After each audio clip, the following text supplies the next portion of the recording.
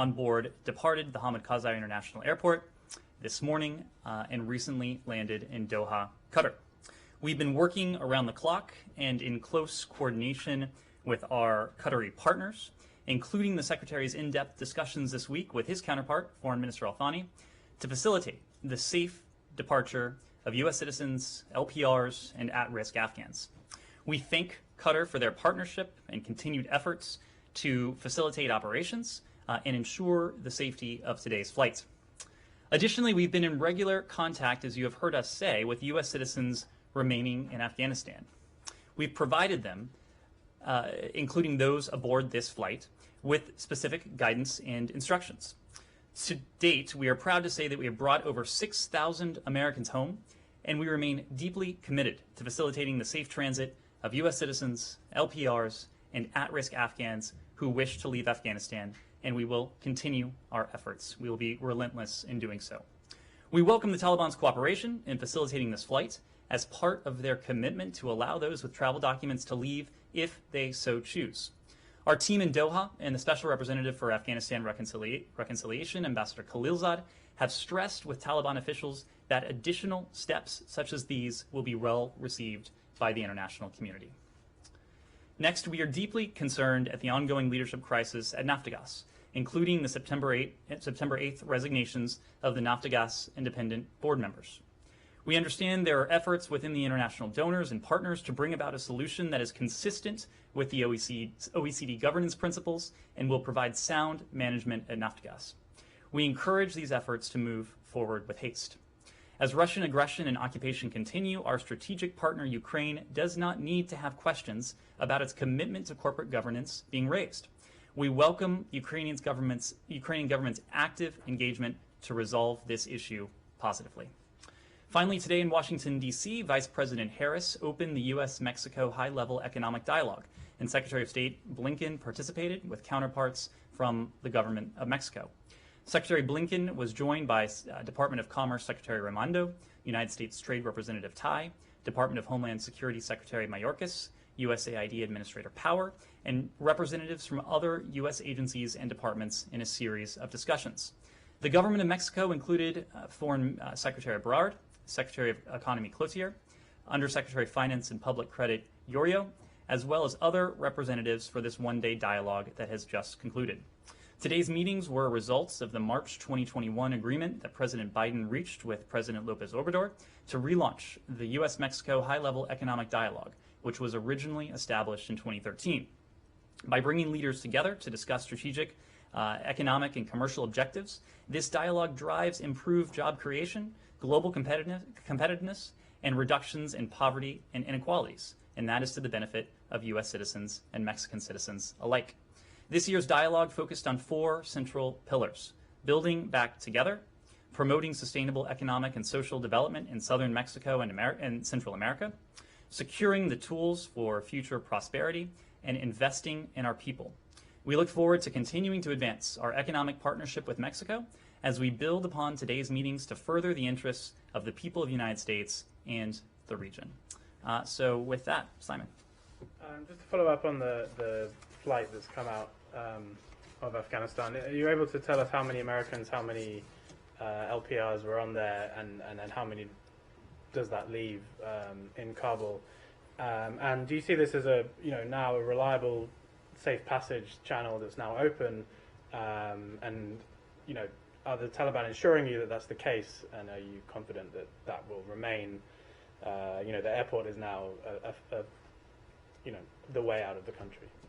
Thanks, Simon. Let me take those in turn. First, on the numbers, you've heard us say this repeatedly in the context of Afghanistan, but we will always endeavor to provide you with information that is both timely and accurate.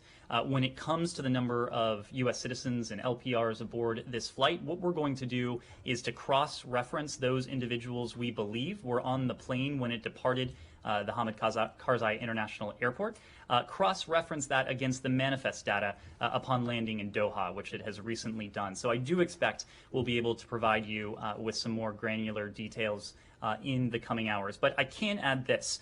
We have said that we have been in regular contact with American citizens and others to whom we have a special responsibility in Afghanistan, both before the end of the U.S. government-led evacuation effort and after. And so as part of that, we invited more than 30 American citizens and LPRs to be on this flight. Now, not all of them ultimately chose to depart Afghanistan today. In our engagement with them, they offered a number of different reasons, those who chose not to take part in this flight. Some wanted more time to consider it. Others wanted to remain with extended family, at least for the time being. Others cited medical issues, among other reasons that we heard. But we will continue to invite Americans and others to whom we have a special commitment on future flights, additional opportunities for them to depart Afghanistan, again, if they so choose. When it comes to this means of departure from Afghanistan, we've always maintained, well before the end of the U.S.-led evacuation effort, that we saw a functioning civilian airport in Kabul as key to that commitment that the Taliban has made, both publicly and privately, to safe passage. That is precisely why we have worked so concertedly with stakeholders in the region, and of course that includes the Turks as well as the Qataris. There was substantive discussion with our Qatari counterparts just within the past 48 hours when we were in Doha regarding the safe operation of the airport going forward, and we do see the safe operation of the airport as a means by which to see to it that the Taliban is able to fulfill that commitment that Americans and others who choose to depart the country are able to do so. We certainly hope and we certainly expect there will be additional opportunities for Americans and others to whom we have that commitment to depart Afghanistan if they so choose, using this and potentially other means as well. Yes. Sure, please. Do you think the Taliban are showing the same cooperation and flexibility you mentioned in letting go the Afghans at risk who don't have another nationality? Because it's my understanding that today's flights were mainly third country nationals, Americans, or dual nationals. And can you update us with this regard with the status of the charters in Mazar-i-Sharif? Are they showing flexibility and cooperation on those flights? Sure. Well, we're not ready to make sweeping categorical judgments. What we are willing and what we have done is to characterize what we've seen so far. And certainly today's departure of this Qatar Airways charter was a welcome step.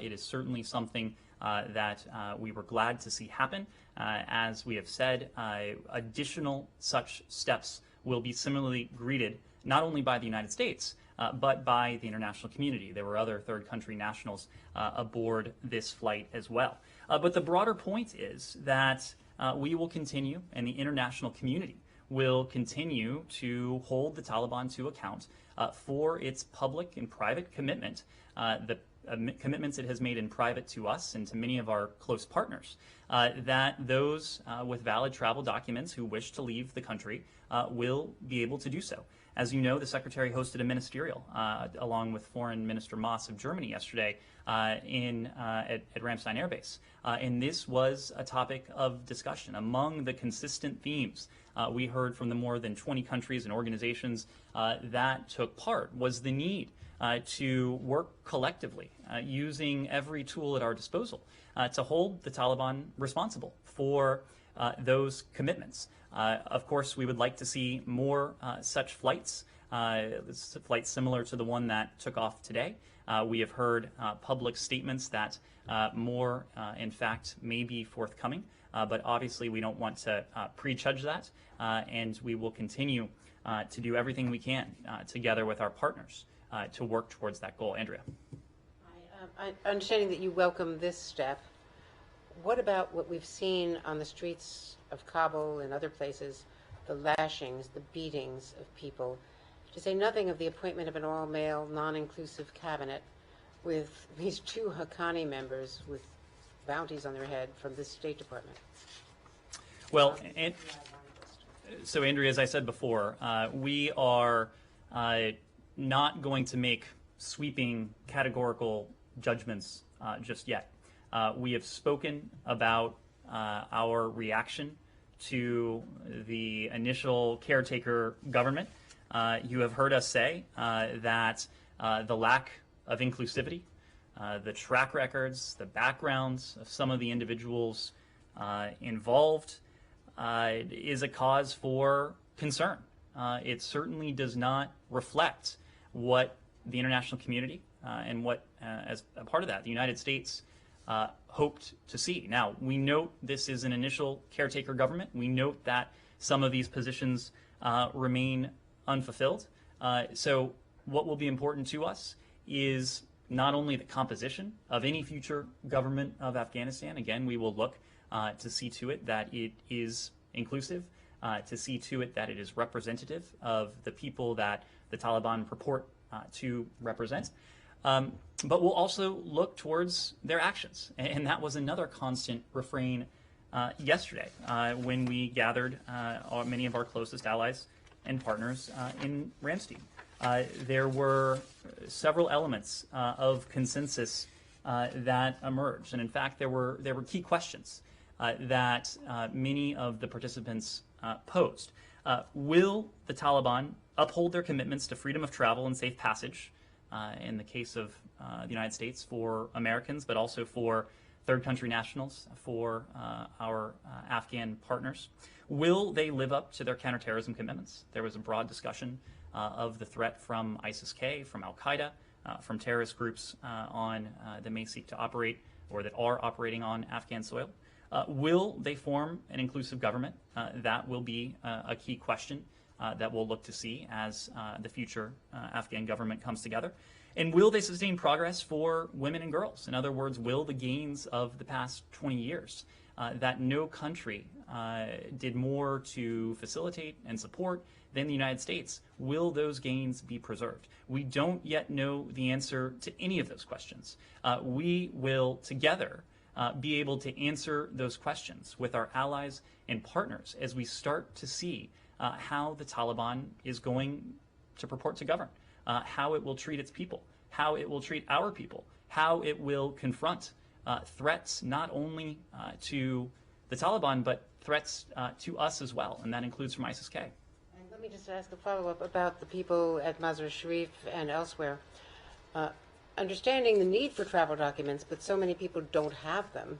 And isn't this a catch-22 for Americans as well as at-risk Afghans, some of which may have documentation we don't know that was burned up in the evacuation of the embassy?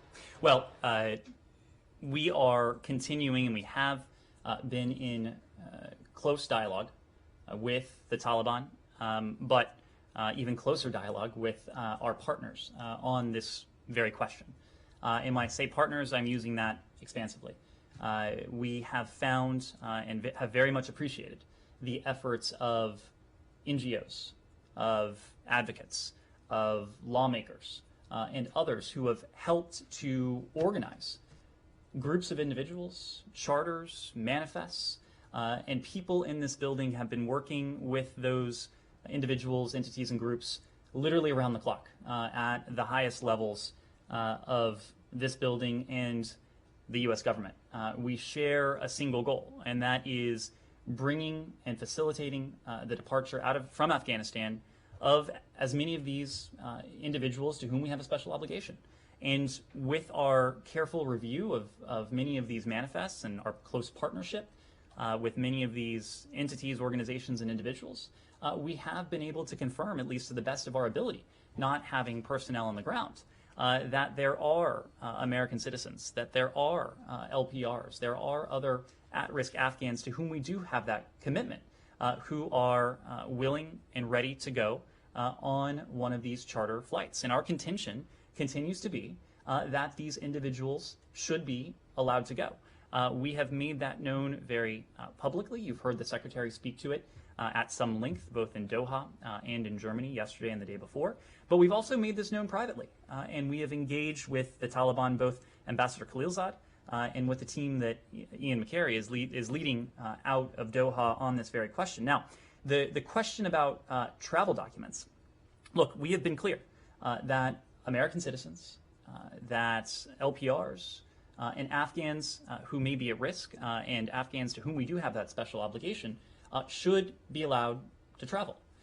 There have been certain instances where we have been able to, for Afghan SIV recipients traveling to the United States, we have collaborated, for example, with the Department of Homeland Security to provide electronic proof of recent visa issuance. I would say more broadly that we are considering and we are developing additional processing alternatives so that we can continue to deliver important consular services, including to these American citizens, these LPRs, these Afghans at risk. But just as we welcome the departure of this charter from HKIA today, we will continue to hold the Taliban accountable for the commitment it has made, including in the context of these individuals who are ready, willing, and able to depart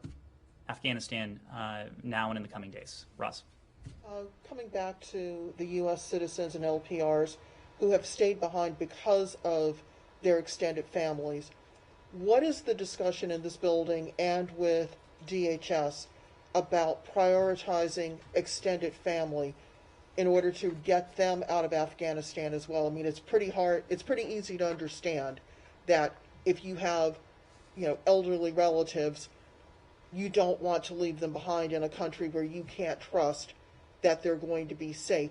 Do these people now get to be on a priority list to leave the country if the only reason that they would be on the list is because they have U.S. or LPR relatives? Well, Roz, we have a special commitment to U.S. citizens. And it is not only the commitment that is deeply held and deeply felt by the Secretary and everyone in this building and across the administration, but it's actually written into statute. It's written into U.S. code that the Secretary of State has a special obligation that goes beyond other obligations to U.S. citizens. And I think everyone in this room can understand that. So certainly that is our priority. We are in regular contact with American citizens in Afghanistan.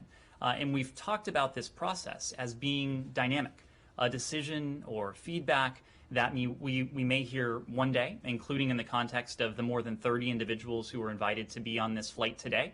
That answer could be different tomorrow or the next day. There have been cases where individuals say, I want to leave, and then later they say, I've decided to stay. There have been cases where individuals say, I've decided to stay, and then reverse themselves. And that is perfectly understandable. It is perfectly legitimate. These are, in many cases, wrenching decisions just for the dynamic that you explained. That is certainly at play in some of these cases. Now, we will continue to offer these American citizens going forward indefinitely the opportunity to depart Afghanistan if they so choose. This invitation, this opportunity doesn't expire if they turn it down one day and change their mind the next, or even next year. When it comes to their family members, it is difficult to be categorical about this because every individual is going to be in a different circumstance. But as you know, it is not only U.S. citizenship that may convey a reason to travel to the United States, to be granted entry into the United States. But there are other mechanisms through which individuals can travel. We have talked about so-called Priority 1 refugee referrals.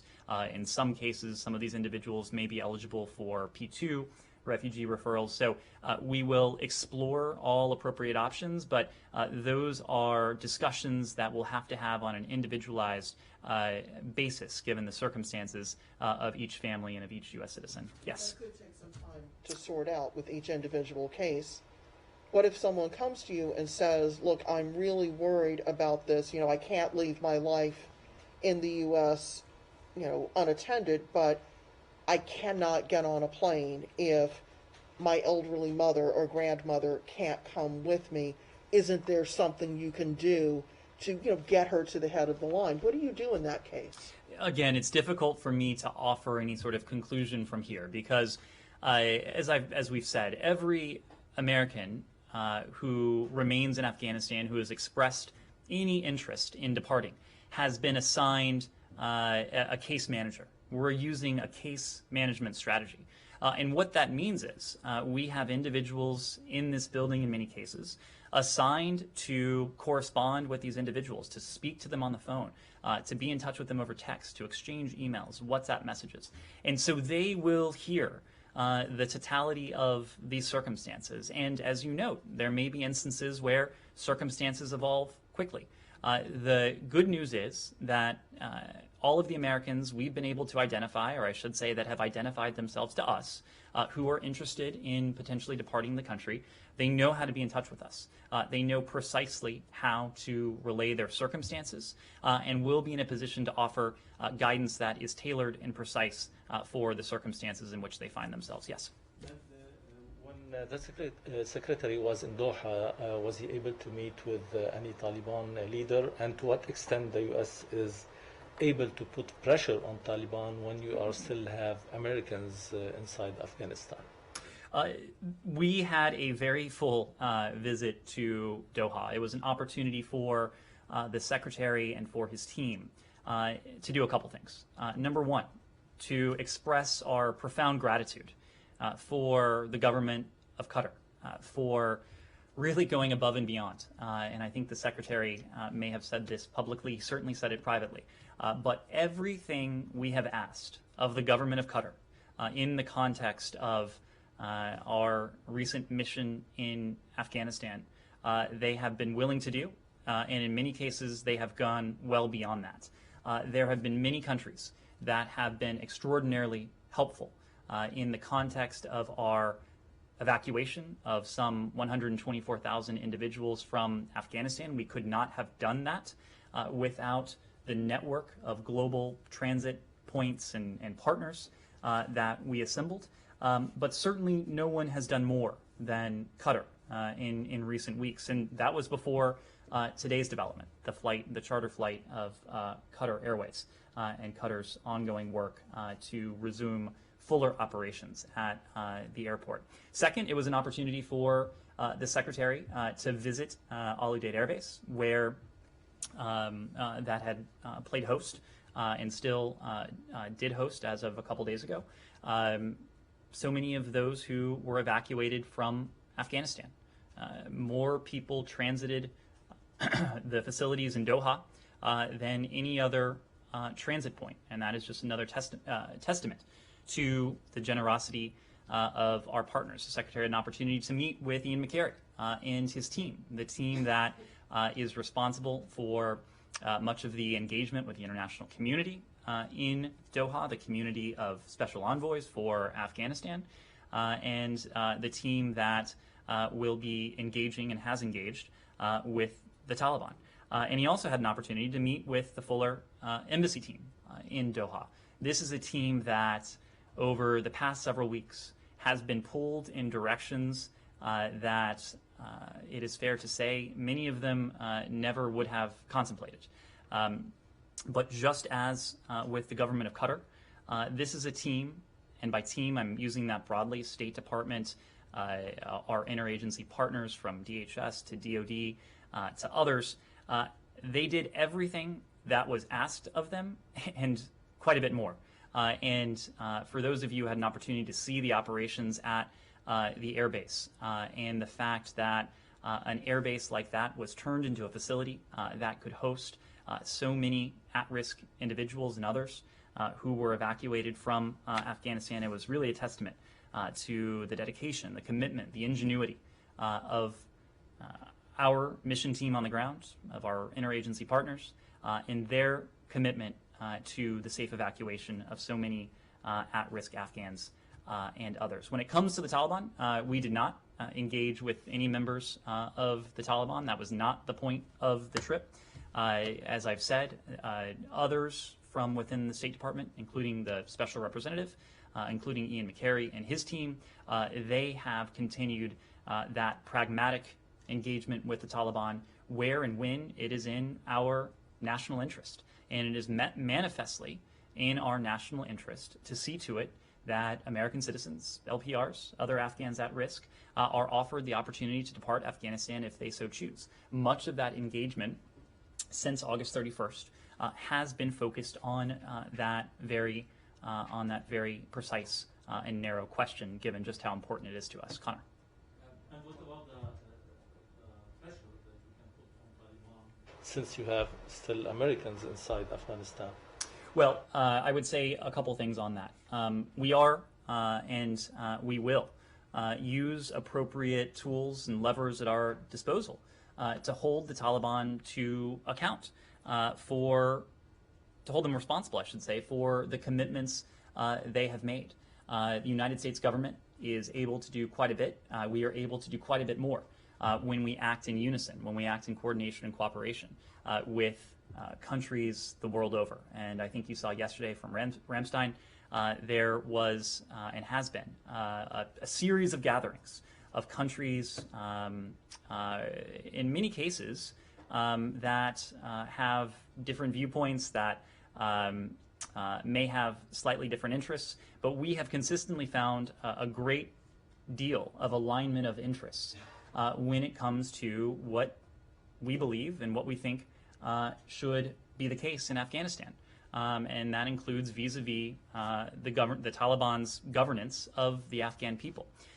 So yes, we will continue to hold the Taliban responsible for those commitments. When it comes to the ability of our citizens, of LPRs, of Afghans at risk to depart, this is not a favor we need or seek from the Taliban. This is a commitment that the Taliban has made. And it is a commitment that, in at least a couple instances now, the Taliban has made good on. Again, we welcome the departure, the safe departure, and of course the arrival in Doha of this charter flight.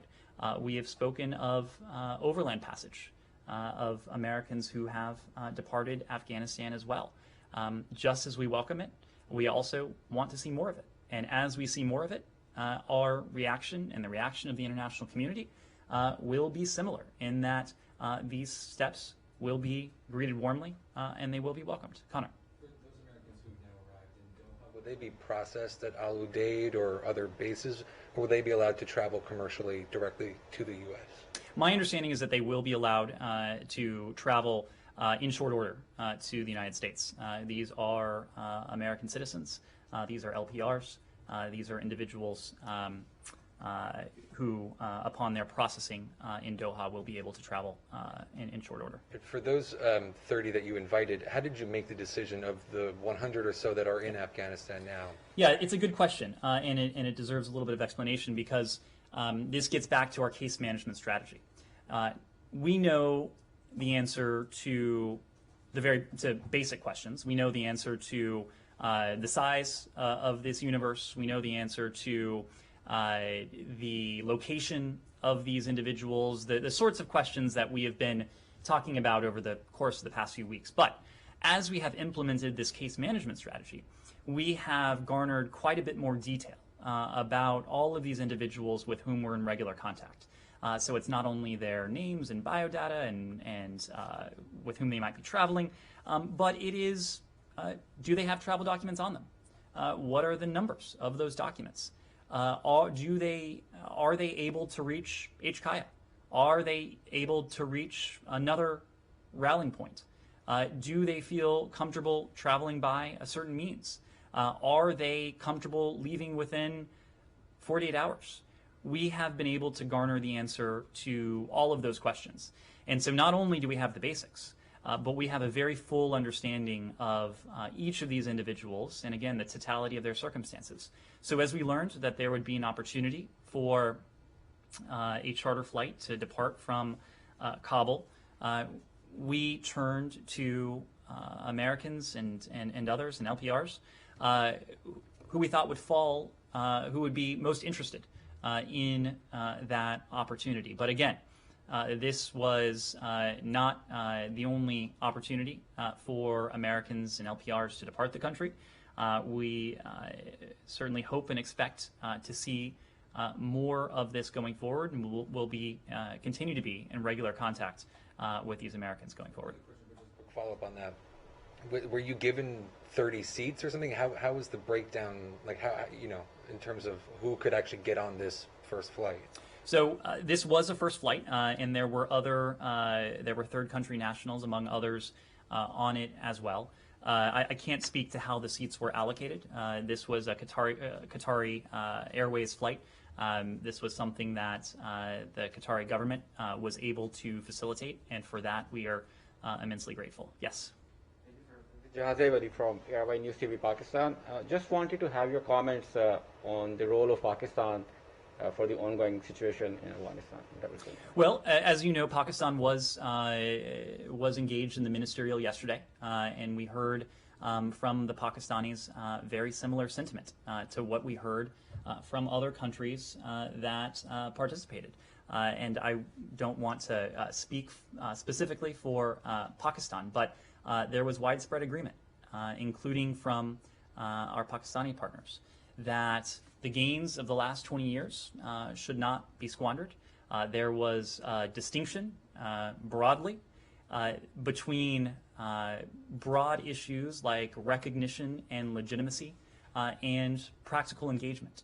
And I think you've heard from us, you've heard from other governments that when it is in our interest to engage the Taliban on the basis of our national self-interest, we will do that. And we heard a similar sentiment from other countries involved as well. There was also the recognition from countries in the region that we needed to do everything we can to prevent a deterioration of the humanitarian situation in Afghanistan. And this is especially acutely held and felt by those countries bordering Afghanistan. Knowing that the humanitarian implications could be acute for those countries in the region. That's precisely why, even as we have undertaken a review and are reviewing any forms of bilateral assistance to the government of Afghanistan, we are continuing to provide humanitarian assistance to the people of Afghanistan. This is something we have done to the tune of millions, hundreds of millions of dollars, even in recent months. In June, it was over $250 million that we put forward. On July 31st, I believe it was, the president put forward $500 million, some of which is intended for internally displaced persons inside Afghanistan. We've been in regular touch with our humanitarian partners and providers on the ground, and there was some discussion yesterday in the ministerial of the conference that the UN Secretary General is pulling together on Monday to discuss this very issue and to see to it that countries around the world raise their ambition in what collectively we are able to do for the people of Afghanistan. It's an enduring commitment felt dearly not only by the United States, but to countries in the region and to countries well beyond. Yes, Missy. Question on Afghanistan, please, Ned. So just following up on the previous one about assistance, is the United States pledging any more aid in response to the UN's emergency appeal? And can you just, I know that you said the other day that there's a process to review individual aid programs to figure out what the United States can keep giving, but can you give any idea of whether or not assistance is formally suspended at this time, through organizations outside of the government? And is there, does already appropriated aid need some sort of sign-off from Congress or from the executive branch to continue to be given at this stage? And then separately, can you just, on Mazar, can you just clarify the extent to which the lack of adequate security vetting for Afghans who want to depart is a reason that they have not taken off? To what extent is the lack of security vetting preventing those flights from going forward for Afghans? So I'll start with that last question first. What you heard from the Secretary is unequivocally true, and that is the United States has pulled every lever available to us to facilitate the departure of these charter flights from Mazar. The charter flights, of course, have not taken off from Mazar. I can tell you that has nothing to do with any inaction or action by the part of the United States government. And we were very clear that we want to see the Taliban permit those who have expressed a desire to leave in this way to do so. Now, of course, Mazar is not the only airport in Afghanistan, as we were reminded again today. We are very focused on seeing to it, along with our Qatari and Turkish partners, that the airport in Kabul can again resume fuller activity. And we were very gratified again to see a commercial flight depart earlier today. When it comes to international assistance, and humanitarian assistance, I should say, let me be very clear. There is no pause, there is no diminution in our humanitarian assistance to the people of Afghanistan. Whether the context is Afghanistan, whether the context is Venezuela, whether the context is any country around the world where we may have differences, including profound ones, with the government or the de facto ruling authority, we do not express those disagreements by taking it out on the people. And I think you have heard of our commitment, even in recent months, to the people of Afghanistan, again, to the tune of hundreds of millions of dollars. There is a pledging conference on Monday. We are very supportive of this effort. We would like to see the international community continue to step up to show and to demonstrate in concrete ways its support for the people of Afghanistan. I don't want to get ahead of Monday, but the United States will be very engaged in that pledging conference. In terms of our review, we are not providing any bilateral assistance to the government of Afghanistan.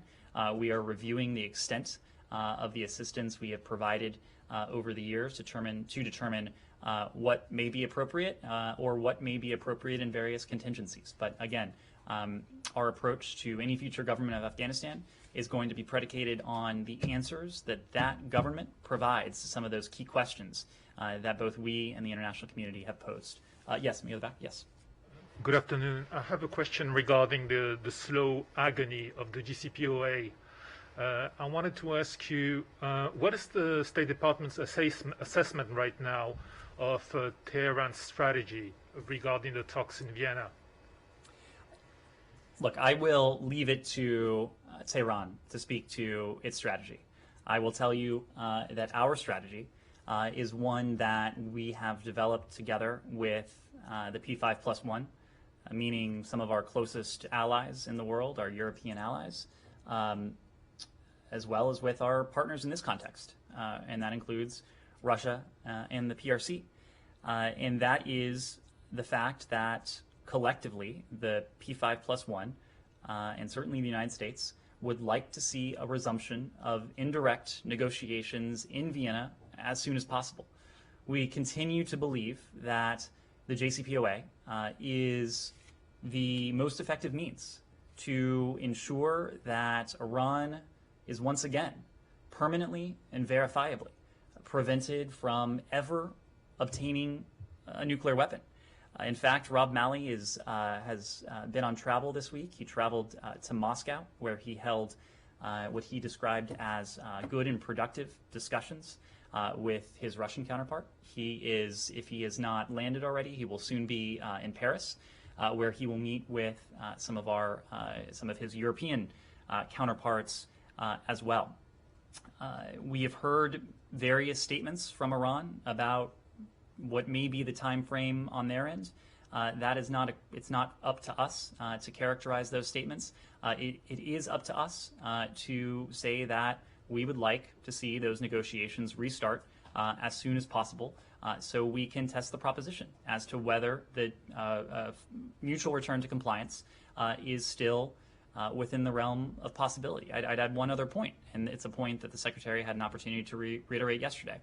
We continue to believe that the JCPOA is the most effective means to ensure our ultimate objective, verifiably and permanently prevent Iran from obtaining a nuclear weapon. But the advantages that the JCPOA conveyed will continue to be eroded the longer this goes on. We have seen, continued to see concerning reports from the IAEA when it comes to nuclear safeguards, when it comes to Iran's compliance with the NPT. And we are cognizant that as Iran puts to use the more sophisticated technology, as Iran garners knowledge from the nuclear program that it is currently administering that is not in compliance with the JCPOA, that will dull the original advantages that the JCPOA brought forth in 2015 and the ensuing years. So this process cannot go on indefinitely. We are not at the point of abandonment yet. We continue to believe a mutual return to compliance is within the realm of the possible, and it is something that we will continue to pursue as long as it is in our interest to do so.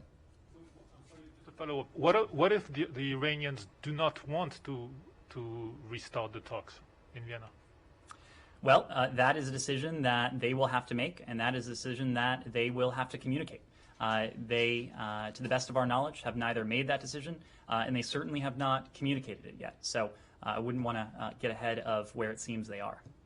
Kylie. I know you said that you guys have done all that you can to get these flights from Mazar to take off, but I just want to be really clear. Is the U.S. government still today urging the Taliban to allow these flights to take off? And then with regard to the flight today, did the United States push for there to be Afghans on the manifest, or was it essentially a situation where you're given 30 seats and you had to prioritize the Americans to take those seats? When it comes to the individuals in Mazar, again, this is a collection of individuals from various categories. Our review of some of these manifests has indicated that there are American citizens, that there are lawful permanent residents, there are Afghans at risk among those who have expressed an interest in departing from Mazar. It continues to be our contention that these individuals should be allowed to depart and should be allowed to depart at the first possible opportunity. It is consistent with the public pronouncements and the private assurances that the Taliban have made regarding their commitment to safe passage for those with travel documents who wish to depart the country. We will continue to engage the Taliban on that to see to it that these individuals are able to secure the safe passage to which they've been promised. When it comes to the charter, this was an operation that was facilitated and that was overseen by our Qatari partners. So I wouldn't want to go into it beyond saying that we are grateful for their ability and willingness to do this. Yes, Kylie? Just one follow-up on outside groups.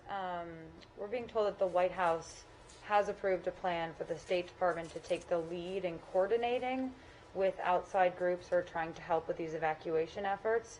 Do you have any more details on this? And our understanding is that Milley was involved in putting forth one proposal that led to the White House signing off. So do you have anything to say about his involvement and the work out of this building on that? I wouldn't want to speak to the chairman, but what I can speak to is our involvement in this going forward. As you know, and I've said in this briefing, we have been in regular, around-the-clock contact with NGOs, with advocates, with lawmakers, with organizations that are helping those in need in Afghanistan. We have not only been in contact with them, we have provided them guidance, we have pulled every lever that is available to us to help facilitate the departure of these individuals from Afghanistan. We greatly appreciate the constructive efforts of these groups. There's a great amount of passion, there's a great amount of determination, and there's a great amount of ingenuity that these groups, these individuals, these actors have displayed. And so we are organizing an effort to help us organize these efforts on the part of NGOs, on the part of advocates, on the part of other outside actors, to see to it that we can provide them with be most helpful to them, that we can provide them with the information that they need, and overall so that we can organize the broad and oftentimes disparate efforts of outside groups to see to it that all of these efforts are as effective as they can be. This is an effort that will be run out of the State Department, and this is an effort that will have more detail, for which we'll have more detail to share in the coming days. We will have more detail to share in the coming days. I can say, and as we've said, that Ambassador John Bass, who was leading key elements of the evacuation effort on the ground in Kabul, is now back here at the department. He's playing a leading role in our ongoing efforts to provide support to Americans and to others in Afghanistan who may wish to depart. Yes? Thank you, Ned. Can I please follow up on the charter flight? Is there another charter flight coming out of H. tomorrow? The reason I ask is because you just said that not everyone decide to depart today, and there may be more tomorrow. And earlier today, according to the Qatari envoy statement, it seems to suggest that possibility. Thank you. Well, this was an operation that was implemented by our Qatari partners. They have spoken to this publicly. They have voiced optimism that there will be additional such opportunities, but I would need to refer to them as the entity behind the operation of these charter flights to speak to when that next flight might be. I will say from our perspective, we are doing everything we can. We're supporting our Qatari partners. We're engaging with the Taliban. We're working with the international community to see to it that there are no obstacles to any such future charter flights going forward. This is a key avenue for Americans and others to whom we have a special responsibility to depart the country if they so choose, and we are doing everything within our purview to see to it that there are more such opportunities. Andrea? Can I ask? Sure, Nikki. Go ahead. Virtual summit among BRICS, the Brazil, South Africa, India, China, Russia, the virtual summit today. None of these countries sign up to the U.S.-led joint statement for Afghanistan evacuation and safe passage, but they did discuss Afghanistan and saying that this Afghanistan should not be a launching pad for a terrorist attack. How close is the U.S. monitoring this summit, and what is your take on their joint statement? Because it comes before the UN donors conference on Monday, and what is your message to China and Russia? Thank you.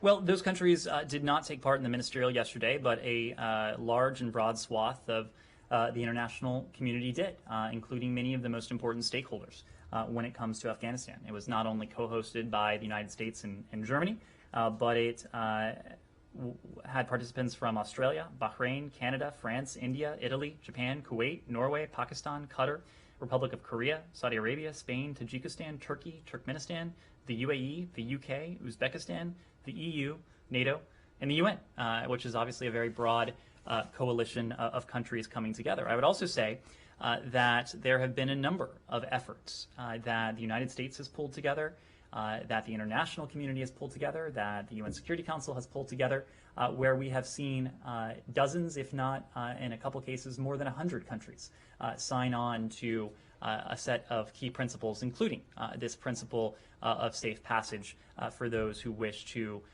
depart the country. So I don't want to characterize the efforts of other countries, but I suspect there will be opportunities going forward for the United States to continue to engage with a broad and wide swath of the international community on these important questions. Andrea? Question on North Korea. Has there been any result from the conversations with South Korea and any communication at all from North Korea in response to successive statements and inquiries for some engagement? Any reaction to what we saw last night at the annual ceremonies, which was a very different kind of parade? And obviously the focus on COVID and the extraordinary Kim Jong-un diet. Well, I don't have a specific reaction to what we've seen overnight. Of course, aware of the military parade that the DPRK staged on September 9th. When it comes to the United States, our goal continues to be the complete denuclearization of the Korean Peninsula. We are prepared to engage in diplomacy towards that objective. Special Representative Sung Kim was recently in Seoul, where he met with his counterparts there. And we have made the point that we believe diplomacy presents an opportunity to make progress towards that goal of the complete denuclearization of the Korean Peninsula.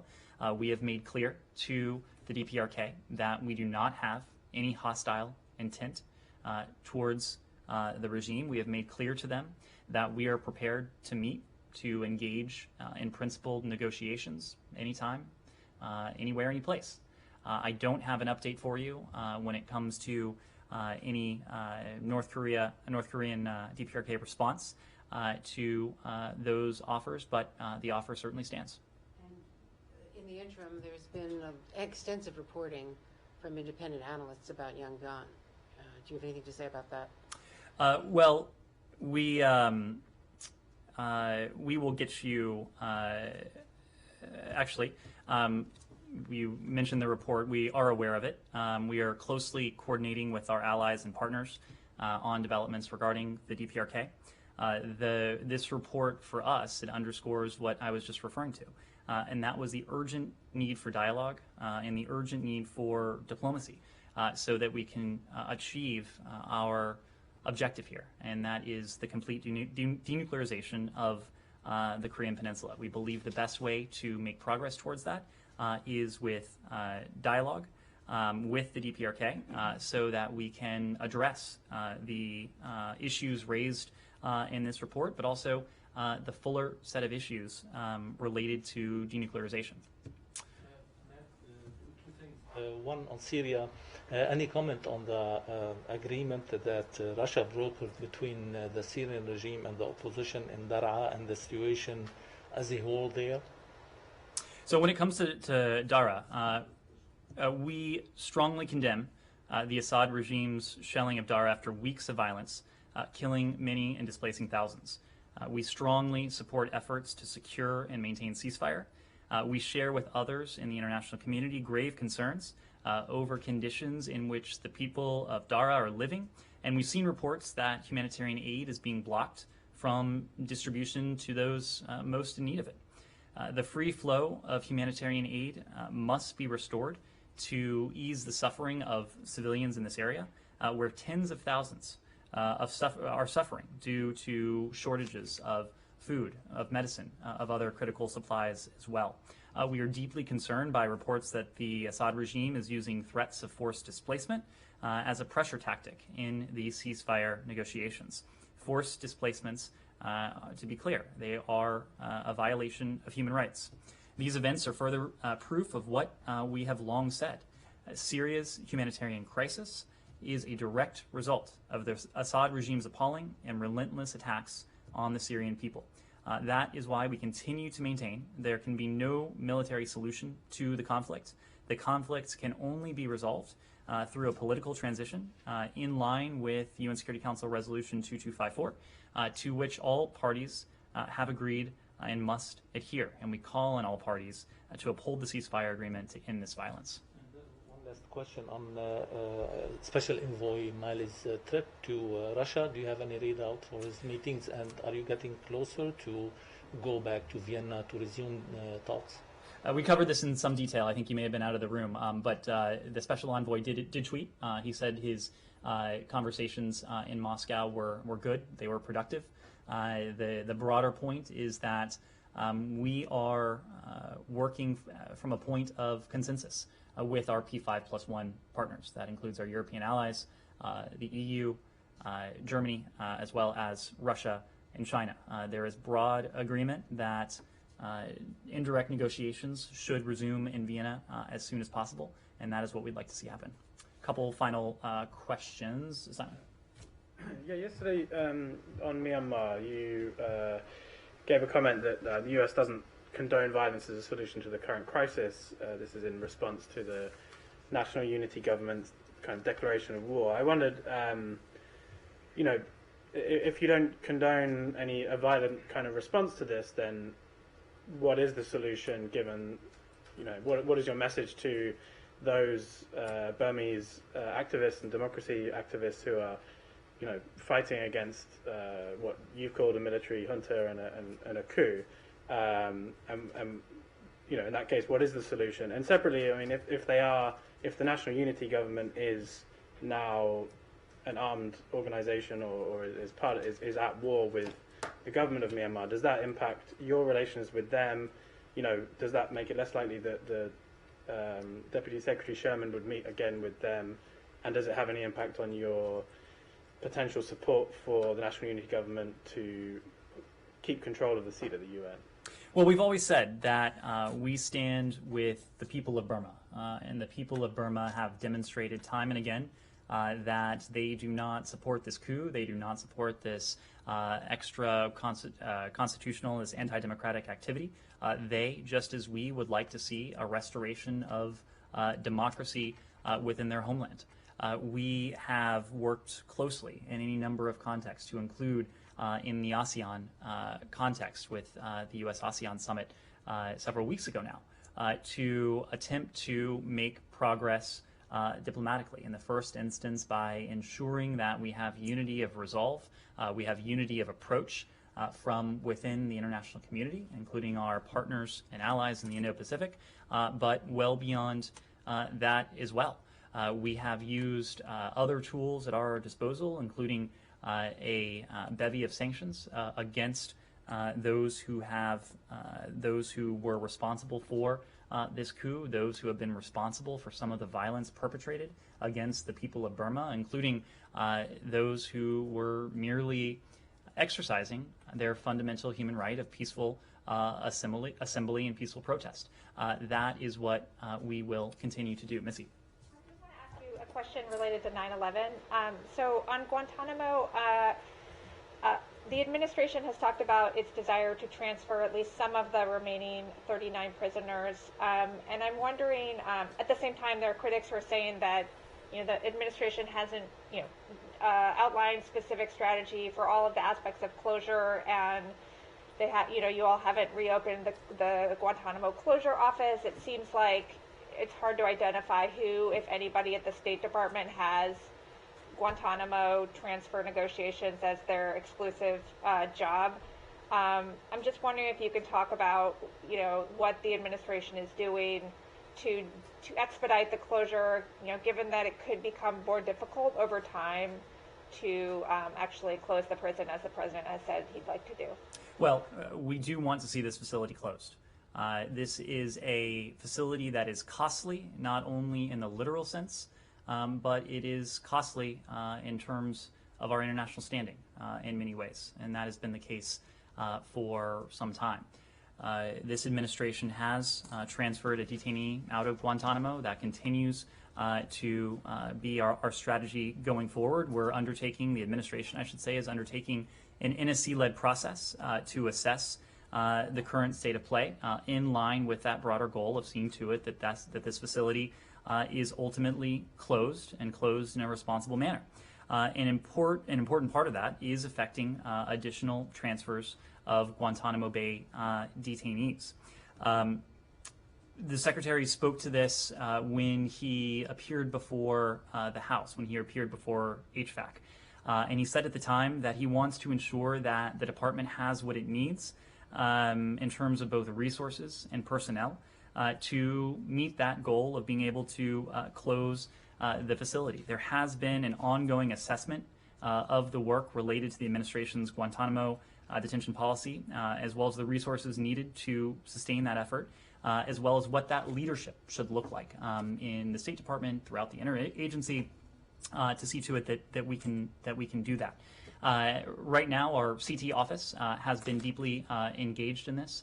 Our coordinator, John Godfrey, has been a key official overseeing many of our equities, many of our efforts in these efforts to close the detention facility. And if and when we have more announcements there, we'll let you know. A quick final question or two. I have a question on the German election, since you're just back from Germany. Of course, it was focused on Afghanistan. Since the elections are very close, how is the U.S. government viewing the end of the Merkel era? And are you expecting continuity, or are there any areas where you would like some changes in the relation? And also, is the government worried that the outcome of the election could lead to a lengthy building process like last time, and which would block important government activities? Well, I think the only thing I'll say about the German elections is that this is for the German people to decide, of course. But beyond that, I think we have every expectation that the relationship between the United States and Germany will continue to be incredibly close and incredibly effective. As you said, we were just in Germany less than 24 hours ago, and our partnership with Germany is evident on issues from Afghanistan to climate change, to technology, to people ties, trade and investment, and really across the board. And that is, the strength of that relationship is, of course, predicated on our long-standing ties that span decades. But it is also no small testament to the extraordinary leadership of Chancellor Merkel and the way she has positioned Germany, the way she has been able to navigate any number of challenges, the leadership she has demonstrated across the board during her remarkable tenure as Chancellor. I think that is something that she has earned a great deal of admiration, respect, and affection, not only from within this building and this administration, but from the American people as well. Secretary Blinken had an opportunity to meet with her when we were in Germany earlier this summer. The president, of course, has had an opportunity to meet with her as well. Her leadership is, in many ways, responsible for the current state of U.S.-German relations, and we're grateful for it. Yes. Yes, final question. Is the amount of $10 billion of Afghan Central Bank also the part of negotiations going on with the Taliban? What you're referring to is an issue that is separate from any sort of bilateral assistance to the government of Afghanistan. I believe you're referring to the issue of currency reserves. That's an issue that is handled by our independent Federal Reserve System and not by the Department of State. Thank you all very, yes. Sorry, you said that Blinken didn't see any Taliban officials in Doha. Does he plan to speak with any, or is that channel going to continue to be led by Khalilzad? We are not there. I think it remains to be seen if we will get there. We have appropriate channels of communication that includes from the special representative and from the team of Ian McCary based in Doha. Thank you all very much.